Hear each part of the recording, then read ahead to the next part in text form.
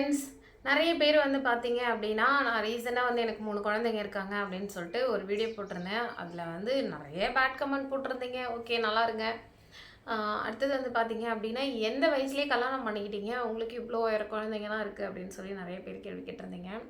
நான் வந்து பார்த்தீங்க அப்டின்னா, லவ் மேரேஜ் தான் பண்ணிக்கிட்டேன். லவ் மேரேஜ் அப்டின்னா ரொம்ப வருஷம் அப்டிலாம் எதுவுமே கிடையாது லவ் பண்ணது. அம் ஒரு பார்த்தீங்க அப்படின்னா 10th வந்து ஃபெயில் ஆயிட்டேன். 10th fail. அதுக்கப்புறம் வந்து ஸ்கூல் போறதுக்கு விருப்பம் இல்ல பெருசா. ஆ இது அட்டெம்ப்ட்லாம் எழுத சொன்னாங்க. அப்புறம் என்னவோ தெரியல ஃபெயில் ஆனதும் ஸ்கூலுக்கு போகவே பிடிக்கலையா, அதுக்கப்புறம் அப்படியே வீட்ல இருந்தேன். அப்புறம் திரும்ப வந்துட்டு பார்த்தீங்கன்னா, தீட்டுக்குடியில இருக்க ஒரு ஜவுளி கடைக்கு வேலைக்கு போனேன். அங்க தான் வந்து பார்த்தீங்க அப்படின்னா, என் ஹஸ்பண்ட் வந்து அவரு கொஞ்சம் வந்து படிச்சுட்டு இருந்த டைம்லலாம் ஃப்ரீயா இருக்கிறப்போ, லீவு அப்போலாம் வந்து ஜவுளி கடைக்கு வேலைக்கு போயிட்டு இருந்திருப்பார் போல. அப்புறம் திரும்ப வந்து ஒரு ஃபாரின் போயிட்டு இங்க வரும்போது 6 மாசம் ஏதோ லீவ்ல வந்திருந்தாராட்டுக்கு. அப்பதான் வந்து அங்க பக்கத்து ஜவுளி கடைக்கு அவரும் வேலைக்கு வந்திருந்தாரு. அப்போதான் அவங்க கல்யாணம் பண்ணிக்கிறீங்களான்னு சொல்லி கேட்டாங்க. அப்புறம் அந்த டைம் வந்து பார்த்தீங்க அப்படின்னா, எங்க வீட்ல அதாவது நான் பொறந்த இடத்துல வந்து பார்த்தீங்க அப்படின்னா, எங்க அப்பா கொஞ்சம் நல்லா ட்ரிங்க்ஸ் பண்ணுவாரு அப்பலாம். இப்போ கொஞ்சம் இல்ல.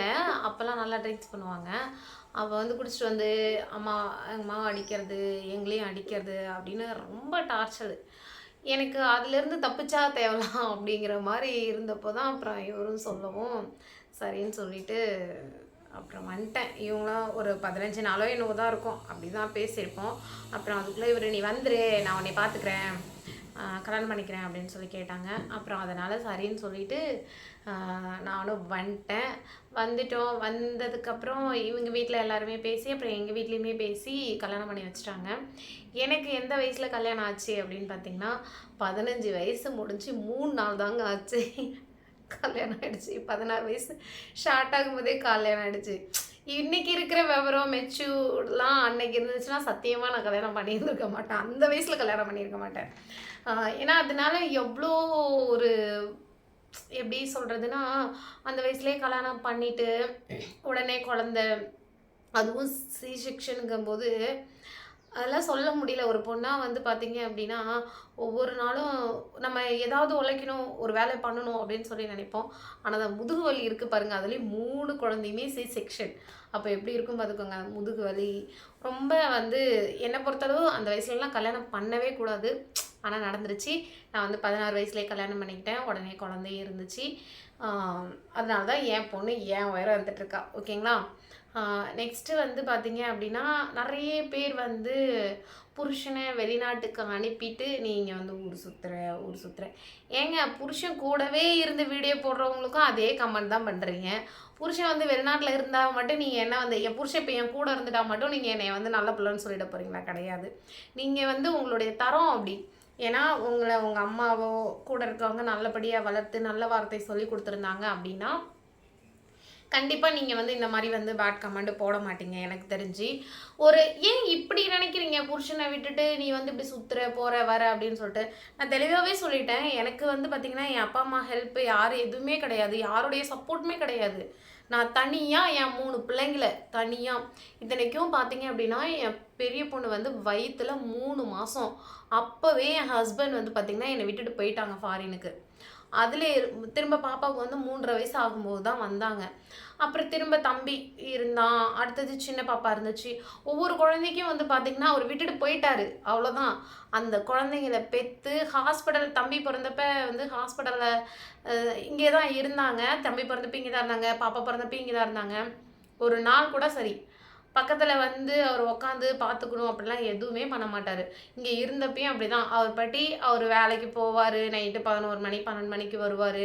அப்படிதான் அவரு இருப்பாரு. அப்படி இருக்கும்போது அன்னைக்குமே சரிதான், அவரு இங்க இருந்த அன்னைக்கும் என்னுடைய குழந்தைங்கள நான் தான் வந்து ஆப்ரேஷன் பண்ணிட்டு வீட்டுக்கு வந்துருவேன். 7 நாளோ என்னவோ வந்துருவேன் வீட்டுக்கு. அப்பத்துல இருந்தே பார்த்தீங்கன்னா, என்னைய எங்க அம்மா வந்து பார்த்தீங்கன்னா, என் கூட இருப்பாங்க. எங்க அப்படின்னா ஹாஸ்பிட்டல்ல இருப்பாங்க. வீட்டுக்கு வந்து வரவே மாட்டாங்க. நான் தான் என் பிள்ளைங்களுக்கு சுட தண்ணி வச்சு, பக்கத்து வீட்ல யாரையாவது கூப்பிட்டு தூக்கி ஊத்த சொல்லுவேன். நெக்ஸ்ட்டு சாப்பாடு அந்த 7 7ஆம் நாளே வீட்டுக்கு வந்ததுலேருந்து நல்லா பார்த்துக்கோங்க. 7ஆம் நாள் வீட்டுக்கு வந்ததுலேருந்தே தண்ணி குடம் மட்டும் வெயிட்டாக இருக்கிறது தூக்கவே கூடாது, வெயிட்டான பொருளாம் பக்கத்தில் இருக்கிற பிள்ளைங்க தூக்கி தருவாங்க. அடுப்பில் அப்படியே நின்றுக்கிட்டு பொறுமையாக சமைச்சிக்கிட்டு என் பிள்ளைங்களுக்கு பீத்துணி துவைக்கிறதுலேருந்து அவங்கள குளிப்பாட்டுறதுலேருந்து அந்த பிள்ளைங்கள ஏற்கனவே 2 குழந்தைங்க இருக்கும், அவங்களையும் பார்த்துக்கிட்டு இந்த சின்ன பிள்ளையும் பிறந்திருக்க பிள்ளையும் பார்த்துக்கிட்டு அதே மாதிரி தான் என் பையனையுமே சரி. எங்கள் அம்மா வந்து 14 நாள் வந்து ஹாஸ்பிட்டலில் இருந்தோம், அவன் பிழைக்க மாட்டான்னு சொல்லிட்டு அப்பயுமே என் பையனை நான் மட்டும்தான் பார்த்துக்கிட்டேன். சின்ன பொண்ணையும் நான் மட்டும் தான் பார்த்துக்கிட்டேன். பெரிய பாப்பாவை தான் கொஞ்சம் வந்து அப்போ வந்து அம்மா வீட்டில் இருந்தேன், அப்போ அவங்க எல்லாமே கொஞ்சம் பார்த்தாங்க. அப்பயுமே 1 மாதத்துலேருந்து நான் தான் என் பாப்பாவை குளிப்பாட்ட ஆரம்பித்தேன்.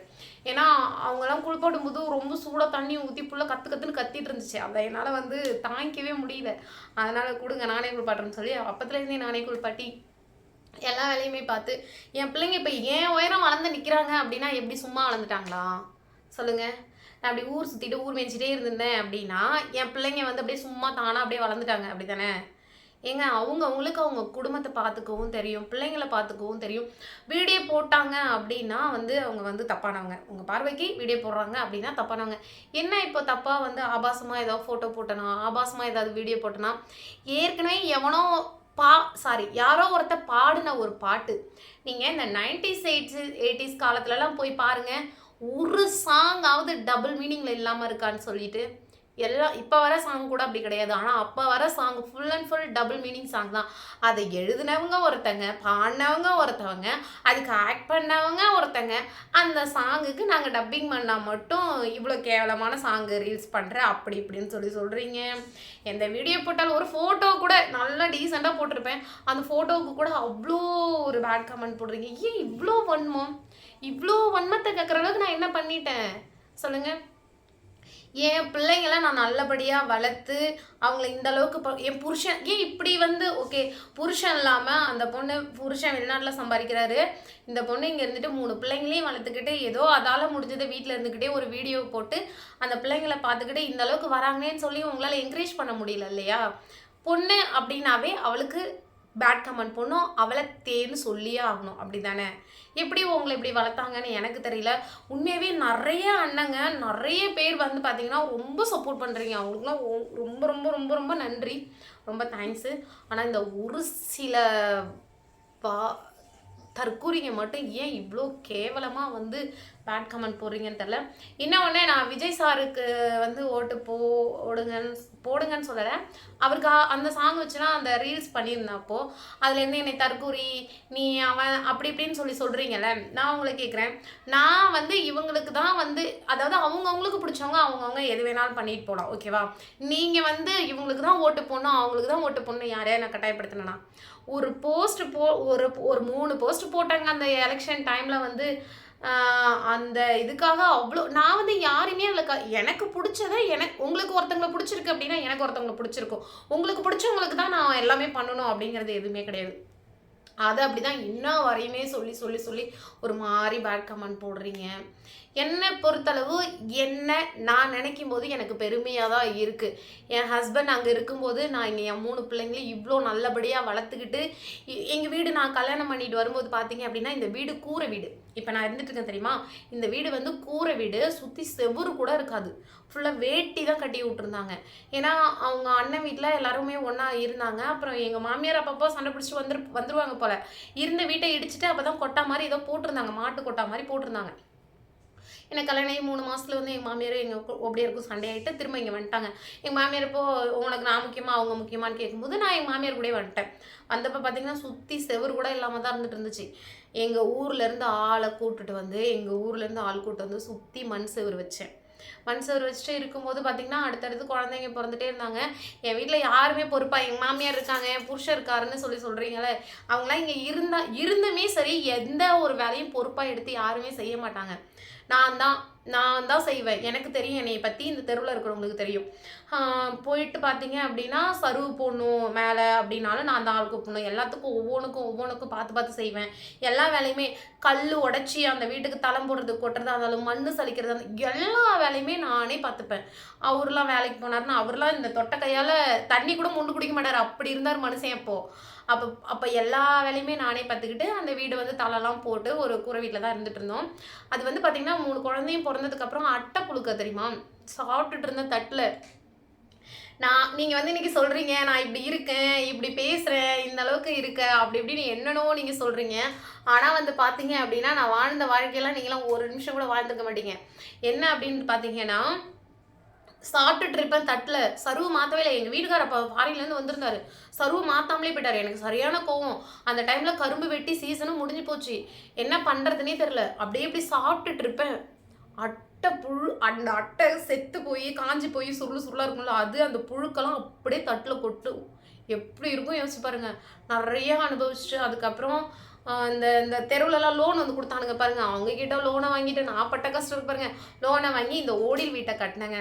அப்புறம் ஒரு வழியா அந்த கடனெல்லாம் அடைச்சு கிடச்சு முடிச்சு வெளில வந்தேன். ஏன்னா குழந்தைங்கலாம் இருக்கு. அட்டை குட்டி குட்டியா வரும். எனக்கு அந்த அட்டைனாவே பிடிக்காது. ஆனா நான் அந்த வீட்ல அப்படி வந்து ஒரு கொஞ்சம் வருஷம், ரொம்ப வருஷம் அதில் தான் வாழ்ந்து 3 குழந்தைங்களையும் பெத்தெடுத்து பாப்பாவுக்கு 1 வயசு ஆகும்போது, சின்ன பாப்பாவுக்கு 1 வயசு ஆகும்போது இந்த வீட்டை கட்டினோம். அப்புறம் இப்போ வந்து பார்த்தீங்க அப்படின்னா, ஒரு கொஞ்சம் கடனெல்லாம் அடைச்சிட்டு கொஞ்சம் சம்பாதிக்கிறதுக்கு ஆரம்பிச்சதுக்கப்புறம், ஓகே நம்ம வந்து சரி கொஞ்சம் கொஞ்சமா 2 வருஷமா இப்போ வந்து பார்த்தீங்கன்னா, இந்த வீடு உடனேலாம் நான் கட்டலைங்க. 2 வருஷமா கொஞ்சம் கொஞ்சமா கையில சேர்த்து காசு வச்சுக்கிட்டு என்னுடைய நகைங்களெல்லாம் போய் பேங்க்ல வச்சுட்டு, அப்படிதான் அந்த வீடு கட்டிட்டு இருக்கோம். கடனும் வாங்கியிருக்கோம். அப்படிதான் அந்த வீட்ட நாங்க கட்டிட்டு இருக்கோம். என்னவோ வந்து நீ சோசியல் மீடியால வந்துட்ட, இந்த வீடும் கட்டலாம். இதுக்கு மேல அது அம்புட்டும் நான் கொஞ்சம் காசு போட்டிருக்கேன் இல்லன்னு சொல்ல. என்னுடைய நகைங்க வந்து பார்த்தீங்கன்னா, 15,00,000 நகைங்கள வச்சிருக்கோம். அதே மாரி ஒரு 3,00,000 கடன் வாங்கியிருக்கேன். அப்ப வந்து பாத்துங்க 18,00,000 ஓகேவா? அப்புறம் இந்த 2 வருஷத்துல என் புருஷன் எதுவுமே சம்பாதிக்கலையா? இந்த சோஷியல் மீடியாலலாம் வந்து ஒரு மாதம் வந்து வரும், ஒரு மாதம் வந்து வராது. அப்படியே லட்சமாலாம் வந்து இதில் கொட்டி குடுத்துற மாட்டாங்க. வீடியோ எப்படி வியூஸ் போகுதோ அந்த மாரி தான் தருவாங்க. 3 பிள்ளைங்க இருக்கு. நாங்க வீட்டு செலவு இருக்கு. எல்லாமே இருக்கு. அப்படி இருந்து தான் அப்படியே குருவி சேர்க்கிற மாரி, இரை சேர்க்கிற மாரி சேர்த்து இந்த வீடு கட்டிட்டு இருக்கோம். ஆ நீங்க நினைக்கிற மாரி இதில வர காச வச்சு ஃபுல் அண்ட் ஃபுல்லாம் நாங்க வீடு கட்டலங்க. அந்த அளவுக்கு இருந்த ஒரு குடும்பத்த நல்லா ஞாபகம் வச்சுக்கோங்க. சுத்தி வந்து செவுரு கூட இல்லாம குடிசையா இருந்தது. அந்த அளவுக்கு இருந்த ஒரு குடும்பத்த இந்த அளவுக்கு நான் கொண்டு வந்திருக்கேன் அப்படின்னா, எனக்கு என்னைய பத்தி தெரியும். நான் நல்ல வாழ்க்கை தான் வாழ்ந்துட்டு இருக்கேன். நீங்கலாம் சொல்ற மாரி தேவா இருந்துட்டு இருந்தா கூட அது வந்து என் வீட்ல இருக்கிறவங்க பார்த்துப்பாங்க. ஓகேவா? நீங்க கவலையே படாதீங்க. நீங்க ஏன் கவலைப்படுறீங்க? இந்த அளவுக்கு ஃபீல் பண்ணி போடுற அளவுக்கு என்னங்க உங்களுக்கு இப்ப பிரச்சனை? சொல்லுங்க. நீங்க எனக்கு பேட் கமெண்ட் போட்டுட்டு இருக்க நேரம், உங்க வைஃபோ, உங்க குழந்தைங்களோ, உங்க அம்மாவோ, இல்ல உங்க கூட பொறந்தவங்களோ என்ன பண்ணிட்டு இருக்காங்க அப்படின்னு பாருங்க. இன்னொரு உங்க வீட்ல இருக்கவங்க ஓகே, இது நாள் வரையும் சரியாவே இருக்காங்கன்னே வச்சுக்கோங்களேன். காலம் முடியல. நல்லா ஞாபகம் வச்சுக்கோங்க. காலம் வந்து இன்னும் முடியவே கிடையாது. இன்னும் எவ்வளோ வாழ்க்கை இருக்கு. அப்ப உன் பொண்ணு வேற ஏதாவது பண்ணலாம். உன் பொண்டாட்டி வேற ஏதாவது பண்ணலாம். உன் அம்மா இப்பலாம் எந்த வயசுன்னு கிடையாது. என்னென்னவோ பண்ணிட்டு போறாங்க. உன் அம்மா எது வேணாலும் பண்ணலாம். உன் அக்கா, தங்கச்சி என்ன வேணா. நீ இன்னொருத்தங்கள என்ன சொல்றியோ, அது உனக்கு திரும்ப கிடைக்கும். கர்மான்னு ஒண்ணு இருக்குல்ல, அது திரும்ப உனக்கு கிடைக்கும். நான் எப்படி இருந்தாலும் என் வீட்ல இருக்கிறவங்க பார்த்துப்பாங்க. நீங்க கவலைப்படாதீங்க. இதெல்லாம் சொல்லணும் அப்படின்னு சொல்லி ரொம்ப நாள் நினச்சிட்டு இருந்தேன். இன்னைக்கு வந்து இதுக்கான வீடியோ எடுத்தாச்சு. நான் வந்து பார்த்தீங்கன்னா 16 வயசுலயே கல்யாணம் பண்ணிக்கிட்டேன். அதனால தான் வந்து பார்த்தீங்கன்னா, என் குழந்தைங்கலாம் என்னோட ஹைட்டுக்கு இருக்காங்க. ஹஸ்பண்ட் வந்து பார்த்தீங்க அப்படின்னா 12ஆம் மாதம் இங்கே வராங்க. என்ன பண்ணுறது? அவரு வந்து பார்த்தீங்க அப்படின்னா ரொம்ப நான் தான் சொல்கிறேன்ல, நான் பிறந்த இடமும் பார்த்தீங்கன்னா குடிசை வீடு தான். ரொம்ப கஷ்டப்படுற ஃபேமிலியில தான் இருந்து வந்தேன். இங்கேயுமே ரொம்ப கஷ்டப்படுற ஃபேமிலி தான். ஹஸ்பண்டுக்கும் உதவுறதுக்கு யாரும் கிடையாது. எனக்குமே உதவி தரத்துக்கு யாரும் கிடையாது. என் பிள்ளைங்கள ஒரு 2 நாள் நீங்க சொல்றீங்களே, ஒரு 2 நாள் என் பிள்ளைங்கள இழுத்து பிடிக்க கூட ஆள் கிடையாது. நீ நீ போம்மா, நீ தைரியமா எனக்கு பியூட்டிஷியன் தெரியும், டைலரிங் தெரியும், எல்லாமே தெரியும். 3 டைம் பார்லர் வச்சு க்ளோஸ் பண்ணிட்டேன். ரீசன் பார்த்தீங்கன்னா, என் பிள்ளைங்கள நான் இங்க விட்டுட்டு அங்க போயிட்டேன் அப்படின்னா, இவங்க சுத்த ஆரம்பிச்சுடுறாங்க. ரொம்ப வந்து தம்பிலாம் வந்து பார்த்தீங்கன்னா, ரொம்ப சுத்திக்கிட்டு அங்கே இங்கேயும் திட்டு குடிக்கலாம் என்ன இல்லாமலே போற அளவுக்கு, அந்த அளவுக்கு பண்ண ஆரம்பிச்சிட்டான். அப்ப நான் என்ன பண்ண முடியும்? எனக்கு குழந்தைங்கலாம் பிசினஸான்னு பார்க்கும்போது எனக்கு குழந்தைங்க தான். அப்படின்னு சொல்லிட்டு நான் 3 டைம் கடைய வச்சு எடுத்துட்டேன். அந்த 3 டைமும் சரி ஓகே. அந்த எங்க மாமியாரா இருக்கட்டும், எங்க அம்மாவா இருக்கட்டும். யாருமே சரி, இத்தனைக்கும் எங்க அப்பா இங்க எல்லாம் ஃபாரின்ல இருக்காரு. என் தம்பி கல்யாணம் பண்ணிக்கிட்டு சென்னையில இருக்கான். இவங்க மட்டும் தான் தனியா இருப்பாங்க. சரி நம்ம புள்ள வேலைக்கு போகுது, கடை வச்சிருக்கு, பாக்குதே. நம்ம போய் பேர பிள்ளைங்கள பாத்துக்கோன்னு சொல்லி யாருமே வந்து எங்களுக்கு எந்த ஹெல்ப்புமே பண்ணது கிடையாது. நானா கஷ்டப்பட்டு என் புருஷன் என்ன போறாரு, சம்பாதிக்கிறாரு, பணம் அனுப்புறாரு. ஆனா அதை நான் எப்படி வேணாலும் செலவு பண்ணிட்டு என்ன வேணாலும் பண்ணிட்டு போகலாம். ஆனால் அந்த மாதிரி எதுவும் செய்ய மாட்டேன். நான் எனக்குன்னு ஒரு பொட்டு வாங்குறேன் அப்படின்னா கூட அதை மேக்ஸிமம் என்னுடைய காசில் தான் நான் வாங்குறதுக்கு பார்க்குவேன். அவருடைய காசில் வாங்க மாட்டேன். வாங்குவேன். சாரீலாம் வந்து எடுத்துக்க சொல்லுவார். பொங்கல், தீபாவளி, பர்த்டேலாம் வருதுன்னு சொல்லிட்டு வந்துச்சு அப்படின்னா எடுத்துக்க சொல்லுவார். இருந்தாலும் சொல்கிறேன் நான், நீ அவர் சம்பாதிக்கிற காசெல்லாம் இப்படியே நாசம் பண்ணுற போகிறேன்னு சொல்கிறீங்களா, அதுக்காக இந்த வார்த்தையை சொல்கிறேன். அப்படி இருக்கும்போது எனக்கு என் பிள்ளைங்களை இழுத்து பிடிக்க கூட ஆள் இல்லாமல் ரொம்ப கஷ்டப்பட்டு தான் நான் இந்த நிலைமைக்கு வந்திருக்கேன். இன்றைக்கி ஒரு வீட்டிலேயே இருந்துக்கிட்டு ஒரு வீடியோ போட்டு சரி ஓகே மாதம் ஒரு 20,000 வருது அப்படின்னா கூட நான் இன்றைக்கி வீட்டிலே இருந்துக்கிறேன், என் பிள்ளைங்களையும் பார்த்துக்கிட்டு வீடியோ போட்டுட்ருக்கேன். இதில் எனக்கு எதுவும் தப்பாக தெரியல. ஏன் உங்கள் பார்வைக்கு இவ்வளோ தப்பாக தெரிகிறேன் அப்படின்னு தெரியல. அப்படி மீறியும் நீங்கள் போட்டுட்ருக்கீங்க அப்படின்னா அது உங்களுடைய வளர்ப்பு அப்படின்னு நினச்சிட்டு தான் நான் போகணும். நான் கும்பிட்ற என்னுடைய சிவனுக்கும் முருகனுக்கும் நான் உண்மையாக கரெக்டாக இருந்தேன் அப்படின்னா போதும். யாருக்கும் நிரூபிக்கணும் அப்படிங்கிற அவசியம் எனக்கு இல்லை. இதுதான் என்னுடைய வாழ்க்கை பயணம். சொல்லணுன்னா நான் இதில் எவ்வளோ வழிகள், எங்கள் மாமியார்லாம் எப்பா என்னெல்லாம் இந்த வீட்டை விட்டு தான் வந்து துரத்துறதுக்கு எவ்வளோ இது பண்ணாங்க, எவ்வளோ சண்டை, எவ்வளோ சச்சரவு, எவ்வளோ வழிகள் அனுபவிச்சிருக்கேன், எவ்வளோ வேதனையான நாட்கள்லாம் இருந்திருக்கு அப்படின்னு எனக்கு மட்டும்தான் தெரியும். எல்லாத்தையும் கடந்து நம்ம புருஷன் நம்ம வந்துட்டோம், கல்யாணம் பண்ணிக்கிட்டோம், நம்ம குழந்தைங்க இருக்குது அப்படின்னு சொல்லியே எங்கள் மாமியார்லாம் பார்த்திங்கன்னா, நான் கல்யாணம் பண்ணிட்டு வந்த புதுசுலலாம் எப்பா பாடாப்படுத்தி வச்சாங்க. கொஞ்சம் நெஞ்சம்லாம் அனுபவிக்கலைங்க. அந்த வழியெல்லாம் வந்து சொல்ல முடியாது அந்தளவுக்கு. எங்கள் வீட்டுக்கார் வந்து பார்த்திங்க அப்படின்னா கல்யாணம் பண்ணிவிட்டு போயிட்டார். சாரி, பாப்பா வந்து பெரிய பாப்பா வந்து வயிற்றுல 3 மாதம் வெளிநாடு போயிட்டார். அவர் போய் 1 வாரம் கூட ஆகலை. அப்போல்லாம் வந்து பார்த்திங்கன்னா வெளியில் தான் குளிச்சாகணும். அப்போ வந்து குளிக்கிற தண்ணி வந்து பார்த்திங்க அப்படின்னா வாசலுக்கு வந்துருச்சு அப்படின்னு சொல்லிட்டு என்னை ஈரப்பாவாடையோட, அப்போல்லாம் வந்து இப்படி பாவாடை கட்டி தானே எல்லாருமே குளிப்பாங்க, அந்த ஈரப்பாவாடையோட வெளியிலே நிற்க வச்சிட்டாங்க. 1 மணி நேரம் வெளில நின்னேன். தண்ணி வாசலுக்கு வந்துருச்சாங்க, குளித்தது வாசலுக்கு வந்துருச்சுன்னு. பக்கத்து வீட்டு அண்ணி வந்து பார்த்திங்க அப்படின்னா ஒரு பிள்ளைத்தாச்சி பிள்ளையாமல் இப்படி நிற்க வைக்கிற அப்படின்னு சொல்லி என்னை அப்புறம் கதவு திறந்து விட வச்சு அவங்க சண்டை போட்டு ட்ரெஸ் எடுத்துக்கிட்டு அன்னைக்கு போனேன். என்னை பெற்றவங்க வீட்டுக்கு, எங்கள் அம்மா வீட்டுக்கு போனேன். அதுக்கப்புறம் 3 வருஷம் அங்கேயே இருந்துட்டு அப்புறம் என் புருஷன் வந்தப்போ தான் நான் இங்கே வந்தேன். அது மாதிரி நிறைய எங்கள் வீட்டுக்காரும் நானும், அவர் இங்கே வந்துட்டார் அப்படின்னாவே எங்கள் மாமியார் சண்டை ஒரு நாள் கூட நிம்மதியான வாழ்க்கையே வாழ்ந்தது இல்லைங்க.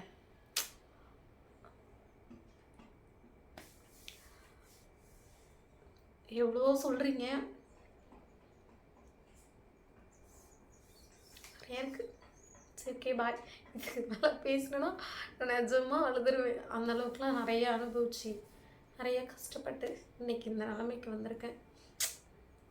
ஒருத்தர் மேலே என்ன தான் அந்த வீடியோ பிடிக்கலனாலும் எவ்வளோ தான் கோவம் வந்தாலும் இந்தளவுக்கு ஒரு பொண்ணை பேசணுமா அப்படிங்கிறது எனக்கு தெரியல. சரி ஓகே பாய். இப்படி தான் நான் வந்து பார்த்தீங்க அப்படின்னா என்னுடைய ஸ்டோரியை சுருக்கமாக சொல்லிட்டேன். இல்லை என்னை பற்றி இன்னும் தெரிஞ்சுக்கணும் அப்படின்னா கண்டிப்பாக கமெண்ட் பண்ணுங்கள், நான் சொல்கிறேன். ஓகேவா?